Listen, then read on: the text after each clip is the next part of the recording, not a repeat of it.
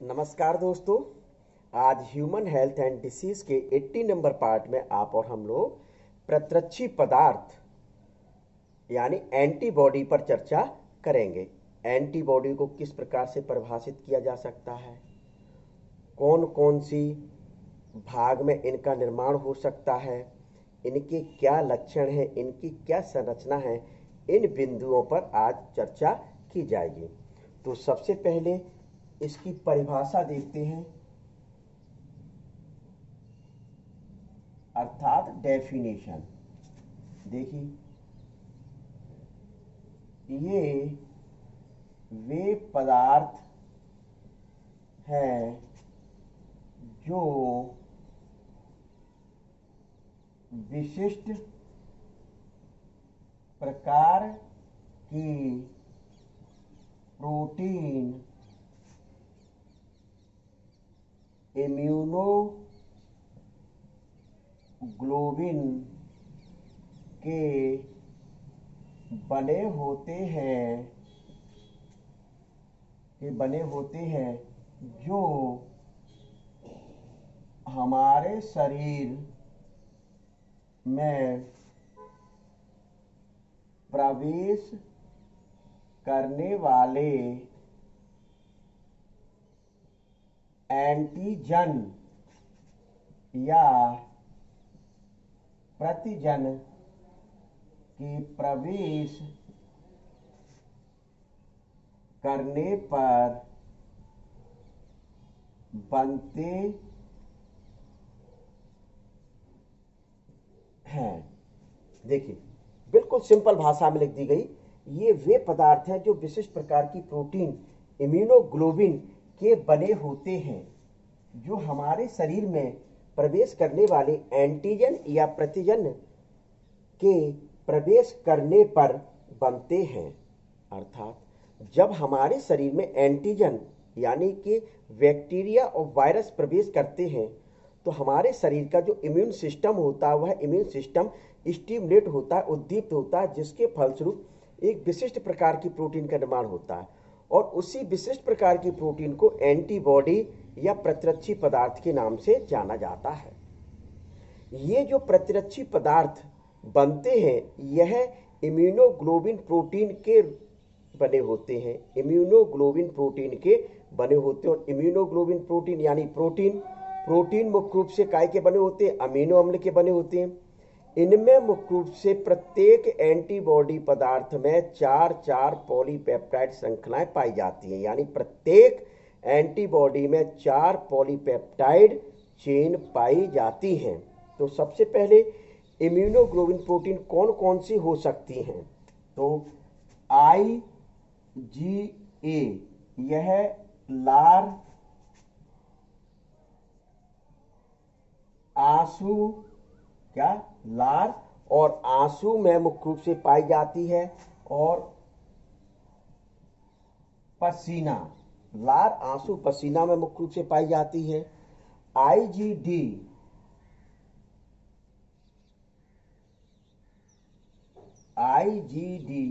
यह लिम्फोसाइट में पाई जाती है। किसमें पाई जाती है? IgD प्रकार की लिम्फोसाइट में पाई जाती है। IgE और IgM, IgE और IgM यह रक्त या रुधिर में पाई जाती है। कहाँ पाई जाती है? रक्त या रुधिर में मुख्य रूप से पाई जाती है। IgG यह ब्लड सीरम में पाई जाती है। तो ये जो 5 प्रकार की इम्यूनोग्लोबिन है जो हमारे शरीर में एंटीजन या प्रतिजन के प्रवेश करने पर बनते हैं। क्या एंटीजन या प्रतिजन के प्रवेश करने पर बनते हैं? तो ये तो परिभाषा और इम्यूनोग्लोबिन कौन कौन से होते हैं और कहाँ कहाँ पाए जाते हैं इसके बारे में। अब देखते हैं कि इसकी क्या संरचना होती है। क्या संरचना होती है? तो जो एंटीबॉडी पदार्थ होते हैं या प्रतिरक्षी पदार्थ होते हैं, यह मैंने काय के बताया, इम्यूनोग्लोबिन प्रोटीन के बने होते हैं। यानी प्रोटीन प्रोटीन के जो पदार्थ होते हैं इम्यूनोग्लोबिन, प्रत्येक एंटीबॉडी में 4 पॉलीपेप्टाइड श्रृंखलाएं पाई जाती, प्रत्येक एंटीबॉडी में 4 पॉलीपेप्टाइड श्रृंखलाएं पाई जाती हैं। और संरचनात्मक रूप से जब इसकी स्टडी करते हैं या देखते हैं तो यह वाई आकार की प्रतीत होती है। किस आकार की प्रतीत होती है? वाई आकार की प्रतीत होती है। तो ये जो 4 पॉलीपेप्टाइड चेन है, ये 4 पॉलीपेप्टाइड चेन आपस में डाइसल्फाइड बॉन्ड द्वारा जुड़ी हुई होती हैं। 4 पॉलीपेप्टाइड चेन है, यह किसके द्वारा जुड़ी होती है? डाइसल्फाइड बॉन्ड के द्वारा जुड़ी हुई होती है। तो इनकी जो आकृति होती है वह वाई के आकार की होती है। किस आकार की होती है? वाई के आकार की होती है। तो यह आप और हम लोग देखते हैं, देखिए कैसी वाई के आकार की।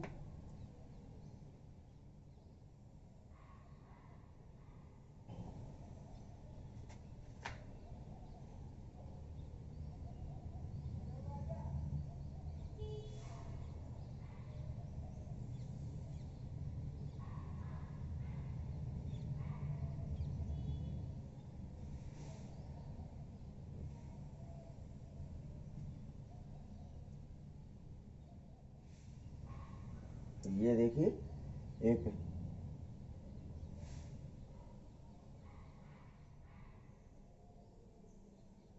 ये बना दी गई, ठीक है।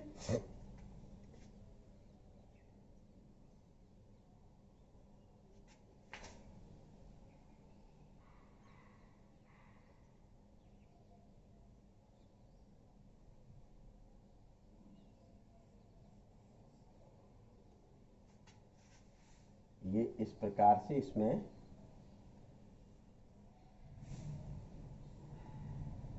ये बनाया गया। देखिए अब दूसरा भाग,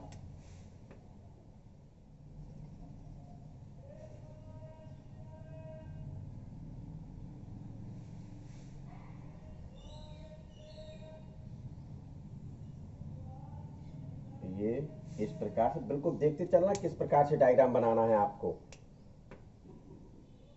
संरचना इस वर्ष एमपी में बोर्ड एग्जाम में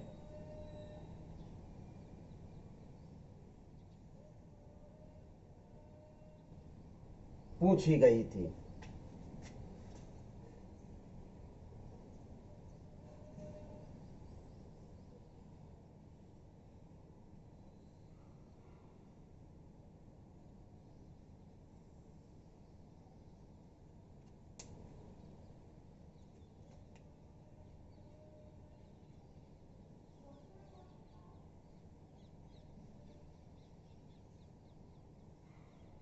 पहले थोड़ा सा इस प्रकार से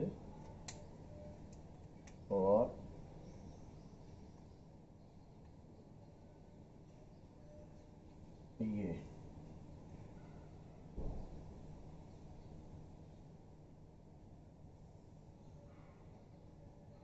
ये आपका क्या डायग्राम बना। देखिए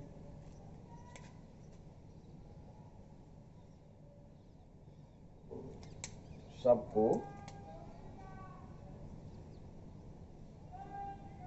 इस प्रकार से ये बनाया गया।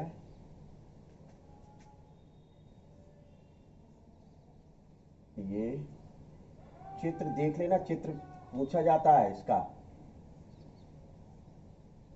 इस प्रकार से ये यहां जोड़ दिया गया, ये इसको यहां, और ये डाइसल्फाइड बॉन्ड द्वारा मुख्य रूप से जोड़ दिया गया। ये और ये डाइसल्फाइड बॉन्ड है।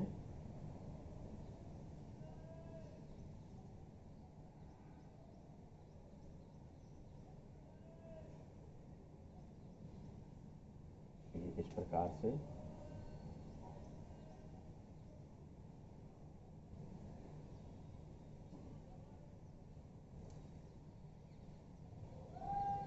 ये संरचना बनकर तैयार हो गई।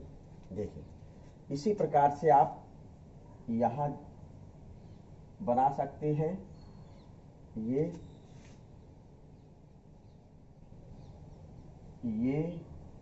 इनको इधर जोड़ दिया गया, ये फिर ये इस प्रकार से ये हमारा एक वाई आकार की जो स्ट्रक्चर में बता रहा था, प्रत्येक एंटीबॉडीज में जो पॉलीपेप्टाइड चेन पाई जाती हैं वो इस रूप में मुख्य रूप से पाई जाती हैं। तो देखिए ये जो 4 पॉलीपेप्टाइड चेन हैं, ये 4 पॉलीपेप्टाइड चेन में 2 हैवी होती हैं और 2 लाइट वेट की होती हैं। कैसी होती है? 2 हैवी होती हैं और 2 लाइट वेट की होती हैं, यानी 2 तो बहुत भारी होंगी और 2 हल्की होंगी। तो आप देख रहे हैं कि ये बिल्कुल जो सीधे नीचे भुजा जो आई है यह मुख्य रूप से भारी होती है। कहाँ होती है? भारी होती है। जो ऊपर की जो भुजा होती है वह मुख्य रूप से लाइट वेट की होती है। ऊपर की भुजा, ये मैं यहां लिख दूं, लाइट हल्की लिख दूं, सीधे सीधे हल्की। और ये कैसी होती है? भारी होती है। ये वाला जो बॉन्ड है, इस बॉन्ड को डाई सल्फाइड बॉन्ड कहा जाता है। कौन सा बॉन्ड कहा जाता है? डाई सल्फाइड बॉन्ड कहा जाता है। और डाई सल्फाइड बॉन्ड की ये जो चेन होती है ये आपस में मुख्य रूप से जुड़ी हुई होती हैं। क्या?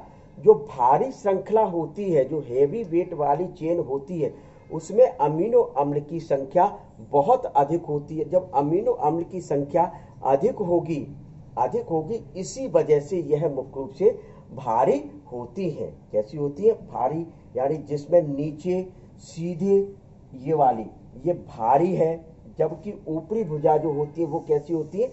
हल्की होती है। कैसी होती है? हल्की होती है। ये वाले जो सिरे होते हैं, इनको एंटीजन बाइंडिंग साइट कहा जाता है। अर्थात एंटीबॉडी एंटीजन से जिस स्थान पर जुड़कर उनको नष्ट करते हैं वह मुख्य रूप से इस स्थान पर जुड़कर नष्ट करते हैं। तो ऊपर की भुजा में ये जो भुजा है, ये वाली, ये कैसी होगी? हैवी, यानी भारी। कैसी होगी? भारी। इधर ये हल्की होती है। तो ऊपर वाली भुजा में हल्की भी है और भारी भी है, लेकिन नीचे वाली जो भुजा है उसमें मुख्य रूप से भारी ही है। और जो भारी भुजा होती है वह है, उसमें अमीनो अम्ल की संख्या बहुत अधिक होती है। तो ये आपकी क्या है? एक स्ट्रक्चर है। ये क्या है? एंटीबॉडी की स्ट्रक्चर होती है। अब आते हैं एंटीबॉडी के लक्षण। एंटीबॉडी के क्या लक्षण होने चाहिए तो वह देखते हैं।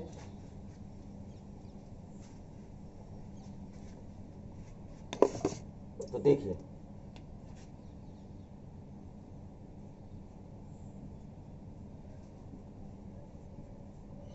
एंटीबॉडी के लक्षण देखिए, क्या एंटीबॉडी के लक्षण भी होते हैं भाई?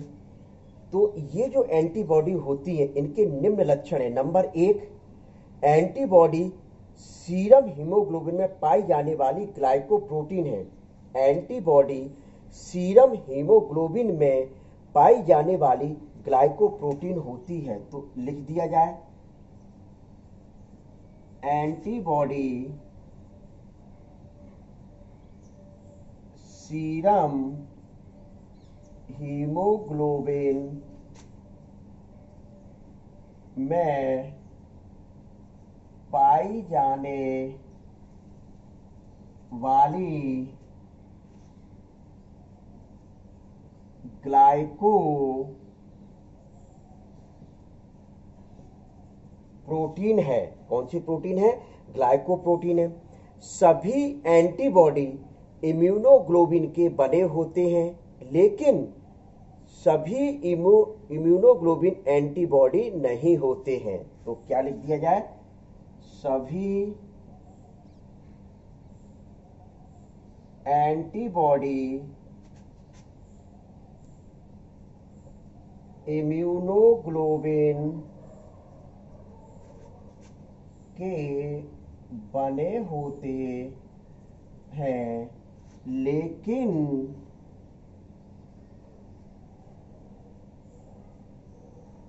सभी इम्यूनोग्लोबिन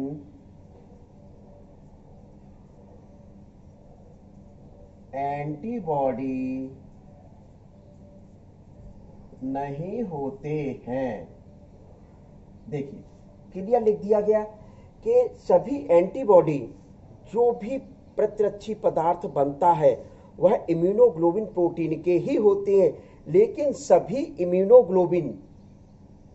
इम्यूनोग्लोबिन एंटीबॉडी नहीं होते। ये कोशिका झिल्ली से जुड़ जाते हैं या स्वतंत्र रहते, दोनों अवस्थाएं होती हैं। ये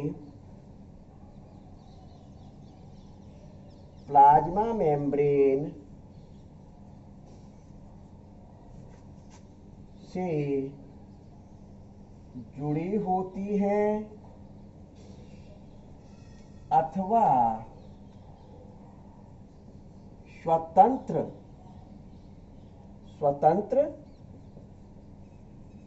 होती हैं। कैसी होती हैं, स्वतंत्र होती हैं। तो ये मुख्य रूप से अगला क्या बता सकते हैं, इसके द्वारा ह्यूमोरल प्रतिरक्षा उत्पन्न होती है। इसके द्वारा ह्यूमोरल प्रतिरक्षा उत्पन्न होती है। इसके द्वारा ह्यूमोरल प्रतिरक्षा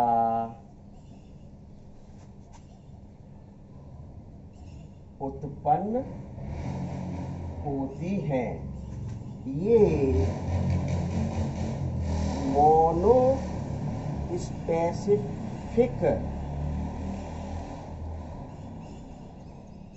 होती है।